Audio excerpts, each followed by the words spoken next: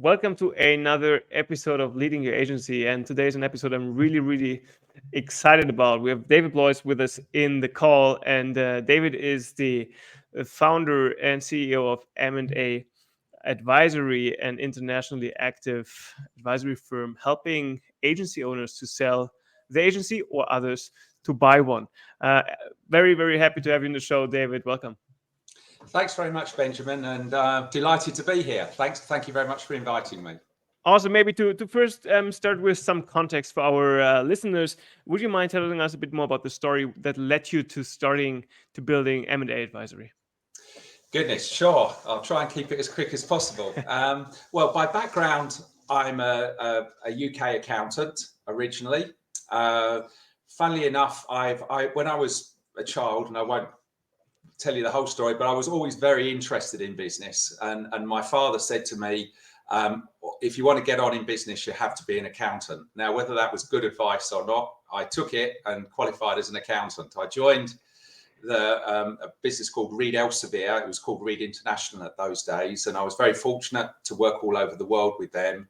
And some in more general management positions. I'm also a member of the UK Chartered Institute of Marketing. And finished up in corporate finance, doing deals when they were having a big corporate turnaround, which piqued my interest in that sort of area. Then I was quite interested. They had a thing called shareholder value, a concept in those days, which is something I didn't really agree with. And it was really, the idea of it was doing everything just in the interest of shareholders as a business. And there have got to be other stakeholders as well. So I decided for my next role, I'd find a business that valued people. So I thought, advertising, they value people. So I wrote to the Saatchi & Saatchi and finished up as a finance director of their operation in Hungary as just after the fall of the wall. And that was quite a turnaround, and that was a real baptism of fire in advertising. So I kind of got my corporate finance experience and my advertising experience. And then I joined a consulting firm called Results International and stayed with them for about 15 years, doing a lot of international deals. And they gradually moved more into healthcare and technology, and I still enjoyed the people aspect of the marketing industry. So about 13 or 14 years ago, I established M&A Advisory. Was very lucky, didn't know what to call it, but M&AAdvisory.com was still available. So I thought that was a good start. It was a very lucky break. So and we've grown over the last. We're about a team of about half a dozen now, and we're based just near St Catherine's Dock, near Tower Bridge in London, and we're still focused on that Marcoms and Martech sector in its broadest church. Yeah, very cool. So, I love the story. I think it's really a nice sequence of you learning and experiencing what it takes to now end up in this role, which is basically the marriage of these two things you've done first in your career, right? The finance and deal aspect, and then the advertising world. So, if you had to explain in a few sentences, what does M&A Advisory do? How do you help your clients? Who are your clients? Where do you work? And what's the major benefit you bring to your clients? Yes, certainly. So we work, as I said, in the marketing and MarTech sectors. And we represent clients mainly. Most of our work is on the sell side. About 80 or 90% of our work is representing sellers, because they usually only sell their business once. And I think the thing that we bring is, whereas buyers are buying businesses all of the time, sellers usually sell their business only once. So they need to be prepared for it, and they need to find somebody who's going to point out the pitfalls while they're doing it, and they need to find someone who can give them a proper choice of buyers and act as a trusted advisor for them, someone who's going to point them in the right direction of the time to sell and who might want to buy their business. So all of those things. So in terms of a process, probably a couple of years out, we often do a small bit of consulting for a firm and help them look at their agency through a buyer's lens, tell them what's good about it, what needs improving, and to give the chance of maximizing value of their business. So that usually can be done quite quickly, maybe a year, 18 months, the recommendations, and we'll give them an idea of value and who the potential buyers might be. And then if they make a decision to sell, we run that whole process. And that is clearly, we'll know some candidates will be interested, but we also do bespoke research on other candidates. So we have quite a pool of candidates. And we will chair the meetings we're prepare information on the business and also chair the meetings between the buyers and sellers. And it's really important for a buyer to have a choice of for a seller to have a choice of buyers, because what you need to apply is we say there's got to be 3 elements in every deal, and that is chemistry between the parties when they first meet. So if you feel in your guts you can trust that buyer, that's a really good signal. If it's not, it's a bad signal and don't do the deal. Secondly is a cultural fit, and a cultural fit means a business culture. So for example, a style of working is part of culture, and you wouldn't put, for example, an entrepreneurial business with a bureaucratical business, because they would never gel well together. And finally, we'd look for an outstanding business proposition. So that way, there's real benefits for the seller to join the buyer's business. So that could be, maybe a New York office, or a particular technology, or a particular stream of clients that they can exploit that really, really will help. And that all of those 3 things together will really power the agency through any incentive or earn-out payments in the deal. So that's really important, that we give that buyer that choice. Yeah. And, if you allow me one follow-up question, because I think it's really interesting. You've seen other M&A deals before your time in advertising, right? Now, if you look at these 3 criteria, and I want to dive a bit deeper into these later, but if we look onto them, 2 of those are people criteria, right? Yes. Chemistry and culture. So is that something you've developed during your work in the marketing and martech space that's specific to that space, because it's such a people focused industry? And how is that different from, I would imagine, maybe more numerical, more hard factors outside of the marketing space? Well, yeah, that's a really interesting question. I mean, yes, it is something that we've developed over the years in terms of that marketing industry. You're absolutely right. We deal in people businesses, so that's our heritage. But to be quite honest with you, I think it could apply to any merger and M&A deal, whether it's for an oil business or a insurance business or whatever. I mean, clearly there's slightly less emphasis on having that chemistry and culture right in a business, perhaps with a very powerful brand or something like that, where the business is perhaps more important than the people in it. But when you have a business that is made up of people, you have to really, really consider the people element as a top priority.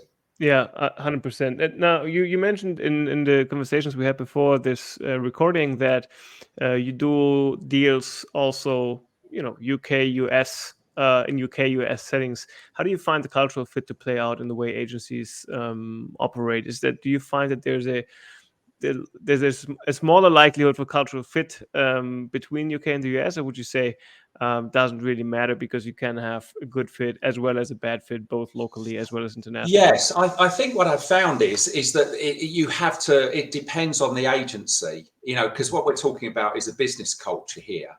And even if you went to somewhere, perhaps like Japan, somewhere more remote than the US. I mean, we've got the US and UK have got a long heritage of working together. But even I've noticed if you go to Asia, there are different sorts of companies, and you would still be able to find a company that has a very similar culture to, in terms of business culture, to a UK business or a particular type of UK business. So I find business cultures do vary, but you can still find, wherever you look in the world, you'll find somebody with a similar culture. I think if it doesn't, then it's probably not a deal that you want to do if the culture doesn't work. Yeah. And then because I think all these points are very interesting. So we talked a bit about the cultural fit. Why do you think chemistry plays such a big role in these as a success criteria for It's that initial chemistry. The thing is, I think we all do it. When we meet someone for the first time, you get a gut reaction to whether you're going to like them or not. And the thing about the agency world and buyers and sellers, that the buyer and the seller have got to work together post deal.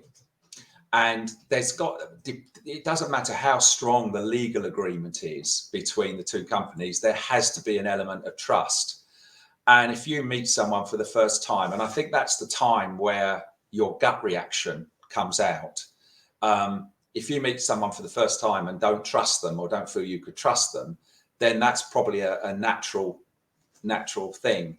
And probably you should steer clear of the deal, or just the opposite. If you feel that you meet them for the first time and you feel that you could work with them and you like them, then it's a real positive. Yeah, and maybe, and I don't know if there's a good answer to this, but you mentioned the necessity of, especially in these people-based businesses that are, maybe not as formalized as a manufacturing plant, right? But in these businesses, there is the need for the seller to be working with the buyer for at least a period of time. Can you draw a rough picture of the options that are there with regards to how do these things typically unfold? I mean, oftentimes there's maybe shorter periods where you still stay, others just engage in stay in the newly built organization for longer periods of time. So what do you typically see? Yes, certainly. I think first of all, you can go back and you have to go back and say, why does the seller want to sell? And there's I suppose a couple of major reasons for that. One, the owner might be coming to retirement, so he probably he'll just want to perhaps leave a legacy with his business in terms of perhaps leave and hand over his staff to a company that he trusts, and will work for a couple of years and then retire or something like that. But there are an awful lot of deals where the business is looking to play on a bigger stage. They get to a certain point in their growth where they say, we're not growing as quickly as we could. There's a bigger opportunity here. So they may do a deal on the basis that they can find somebody who will help them grow much more. So it could be like a US or a UK firm joining a US firm, where the US firm can bring them clients. It may be that they would, as a UK firm, they might need a US office or a European office. And instead of having to invest in that themselves, they feel, right, well, be acquired by that business and grow at a faster rate using that method. And so therefore the type of deal will depend on the sort of motivations in many ways behind it. So if you were retiring, you might do something like you get an upfront payment, which is usually about 50% of the current value. And there's an earn out of a couple of years where you would get, that would be based on the performance over the next 2 years. And very often you can earn, of the total consideration, earn about 70% of the total consideration on the earn out because you're growing through that period. But if you're looking to play on a bigger stage, you may have a different type of deal. You may have a deal where you get an upfront payment, of course, but then you might turn the remainder of your shares. The buyer might buy 50 or 60% of the business and then convert the 40% to equity, and they will then help build the business within another group. And when that group sells or has a capital event, then they would exit at that point, or at least sell the rest of their shares. And both those methods, as I say, the performance element can be quite large. And then determine really basically the reason for selling will also determine the type of involvement that the CEO owner exactly right then will have with the buyer, right? Yeah, exactly. I mean, I think I'd always recommend that if you're thinking of selling your business, you should probably view your sale as an exit strategy rather than an exit, because your business, if you're just going to retire, your business will be slightly less attractive to buyers generally than if you've still got a lot of growth ahead of you.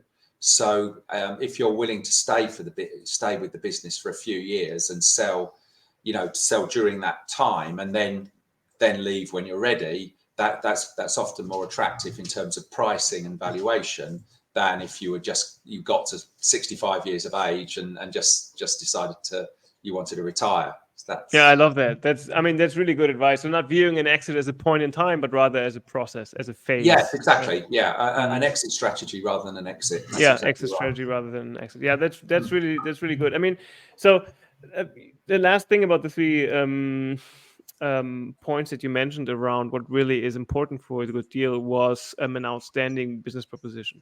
Yeah. So, I mean, if you know business, then there's an endless number of those, right? There's no it is very, very, I would imagine, organic, and has to do with what the seller brings and what the buyer is looking for. But do you see patterns? So you mentioned already market entry considerations, for example. Are there other recurring themes that you see with regards to business proposition, why it might make sense to sell, or for the buyer to buy the company? Yes, I mean, very basically, it could just be cost synergies where they can say, well, we've got a central accounts department, we've got HR. For a lot of entrepreneurs, they're still involved in some of the things. A lot of entrepreneurs want to be involved in just the business, the business element, the client end, but they find themselves dragged into HR issues and finance issues and all of these things. So, for many sellers, that's a great opportunity as well, just to have someone to take care of all those. So that may not be where their best talents are in actually running a business, and so that gives them a chance to get more involved with clients and more creativity, etc. So that's sort of a very basic form, just pure cost savings, but clearly revenue opportunities are good too, and perhaps one where the buyer enables the client to play on a bigger stage in terms of the size of clients that it works with. I had a business a couple of years ago, and they really felt that they were a digital agency, and they really felt that they wanted to work in the consulting area. They wanted to be acquired by a consulting firm because that's where they saw good opportunities, and that's what we found for them. We found a really nice progressive consulting firm, and it was a very, very good deal for them. So you just, again, you before you sell a business, you'll talk to the seller and ask them what they're looking for in terms of what the question you ask them really is, who would be their ideal candidate? What would that ideal candidate bring to the business? And it could be it could be a type of buyer, it could be a type of opportunity, all sorts. Yeah, and so I think that's smart, and I would imagine that most sellers that come to you have a pretty good idea of what they're looking for already with regards to who the buyer could be. Yeah, they'll have an ideal candidate. You ask them what the business needs, and they might say, "Oh gosh, we need someone who can help us with our senior management issues, or someone who can help us with bringing US clients, or all of these things," and that for sure. Yeah, really cool. I mean, now we talked a bit about the things that are necessary to make a deal go well, but I would imagine that you've also seen quite some things that were difficult to handle, or that are pitfalls on the journey, on the path to selling your company. So if you had to pin that down to three things that you typically see go wrong, or harm the buying process with regards to, I don't know, valuation, speed of closing, what do you typically see? What are the problems in the buying process, or also maybe in the object itself, like in the agency that's being sold? I don't know where the issues typically sure lie. Well, I think if you are going to sell your business, preparation is key. You've got to think about personally, as a business owner, what you want to do, and are you ready to sell? That's quite key to it. And also you have to put things in place that are going to be to make sure the agency is robust. And some of those things are obviously things like a good quality second tier management team, some good financial systems and procedures. So that they're some really, really good things. Sometimes in terms of clients, you may have too much business with one client, for example, which can put buyers off. So, those three things, for example, would be good examples of things that you need to prepare for, including deciding if you want to sell or not. So that's quite important. Things that block deals. I say if you haven't got those things, it might make a deal more difficult to put through.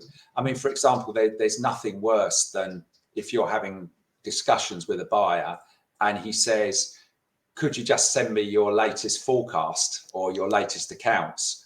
And there's something, instead of it sort of being sent back the next day, 3 or 4 weeks go by and nothing happens. And that's, it really will put a buyer off if someone hasn't got good financial control of their agency. So, yeah. Very interesting. And I mean, with regards to the second tier management that you mentioned, typically, do you think that is necessary? Because I mean, many of our listeners are in the phase of building that agency, right? Of getting to a point where you're slowly acquiring the quality team, which is difficult in the beginning. It's very hard. Easier said than done, for sure.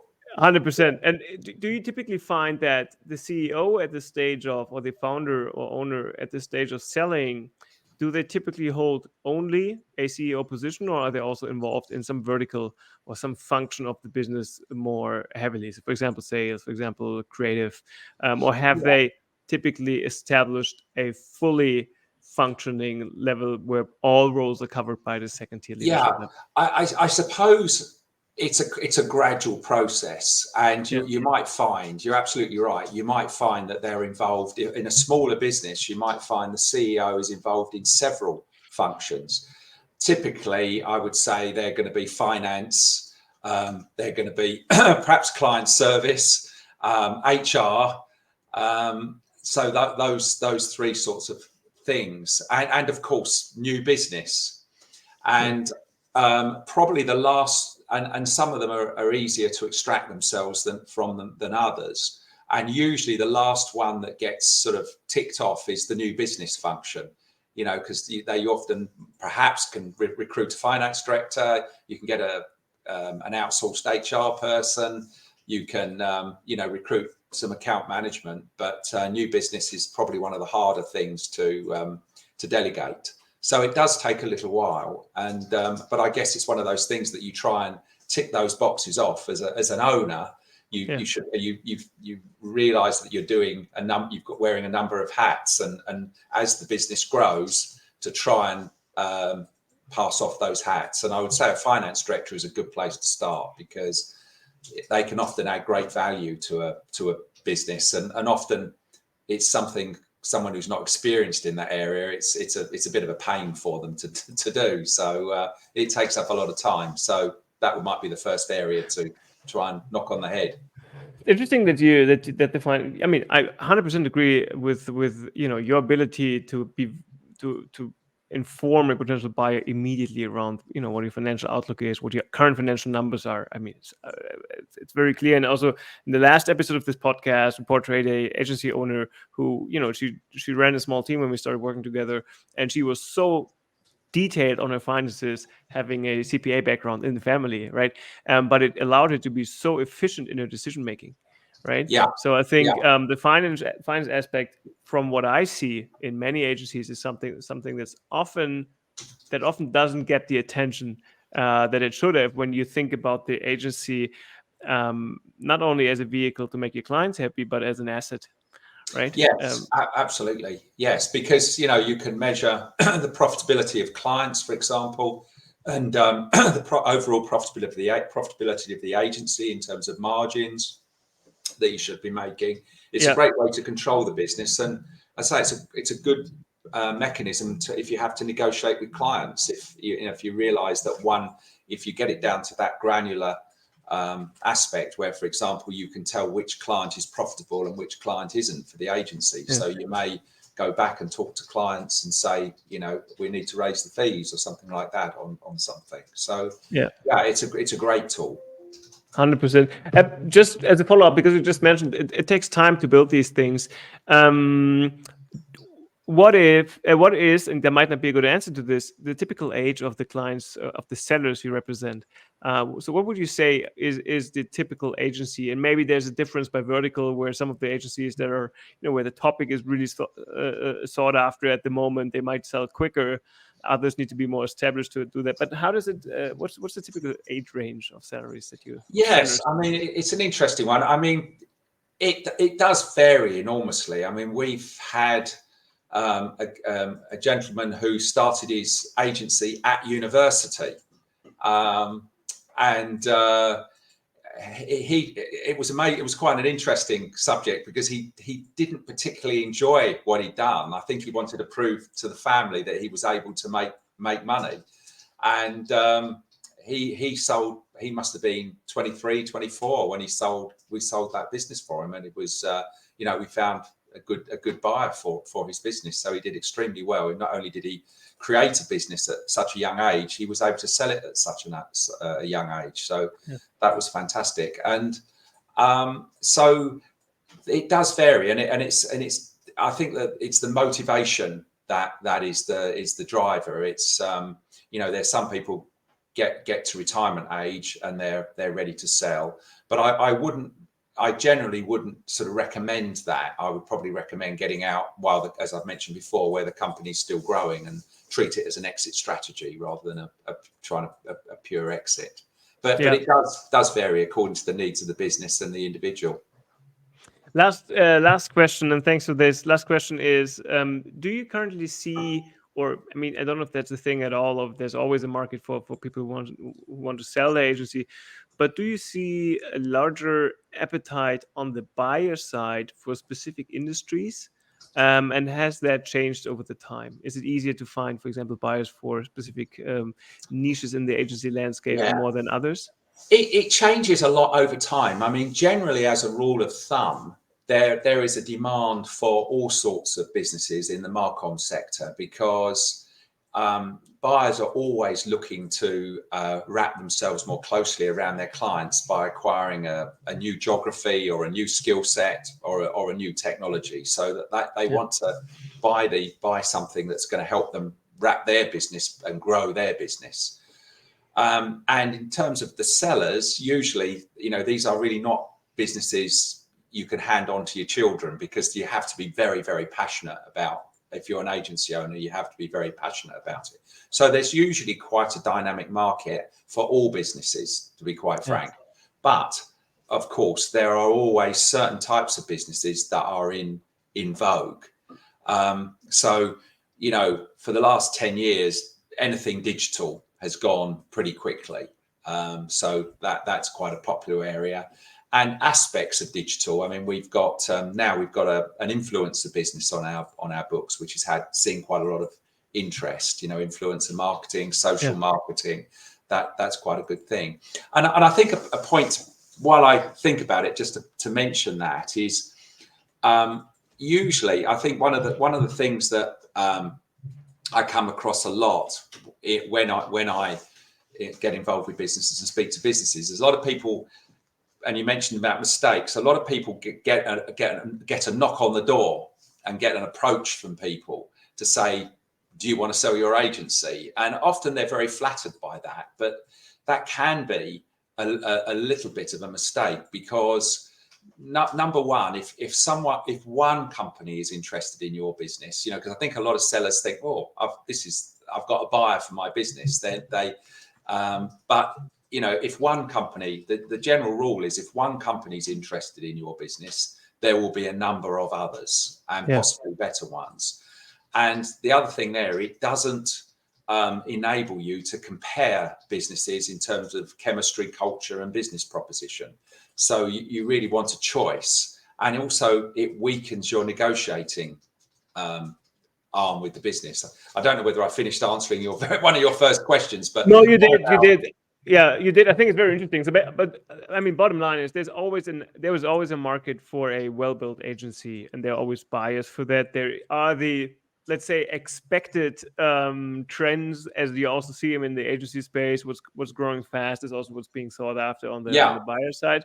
But lastly, I think that was very interesting to say. Okay, if one potential buyer approaches you, the likelihood is high that there are others that might be interested as for well. And sure. then also, I mean, the negotiation piece, I would imagine it really struck with me what you said at the beginning, where sellers typically or oftentimes only sell their business once, whereas the buyers might be much more experienced. So there's an imbalance of power Yes, due to experience, right? yes, exactly. So yeah, so I think that it makes a lot of sense to then speak to somebody who's experienced in that field. Which leads me to my closing remarks, David. If somebody wants to learn more about the work that you do, is considering selling their agency, is looking for somebody that can help, even just with the first steps. I know you're offering like a some initial checkup of the seller company. So if Yes. somebody wants to reach out to you, what's the best way to reach you? Yes, look, I'm on LinkedIn, David Blois. I don't think there's many David Bloises. My email is davidb@m&aadvisory.com. But I'm sure you'll find me on LinkedIn. Just drop me a message. I'd be delighted, or go through our website, m&aadvisory.com, and drop me a line on our web link. I'd be delighted to speak to anyone who would like to. Perfect. We will link all that in the LinkedIn posts here, as well as in the show notes when we publish that as a podcast. David, I think that was, at least for me, it was a very, very dense and super interesting half an hour. I learned a lot of new things about the the M&A space in the marketing world, and I'm really, really fascinated by the people aspect that you've, I think, condensed very well in how you approach deals. Thanks a lot for sharing all these insights. So everybody can only recommend having a chat with David, because he's very, very experienced and knowledgeable in that space. Thanks for joining me here, and to everybody else, have a wonderful rest of your day. Thanks very much indeed again for having me, Benjamin. I've really enjoyed it, and thanks to the audience for listening. Thanks, David. All the best, everyone. All the Bye. best. Bye-bye. Bye.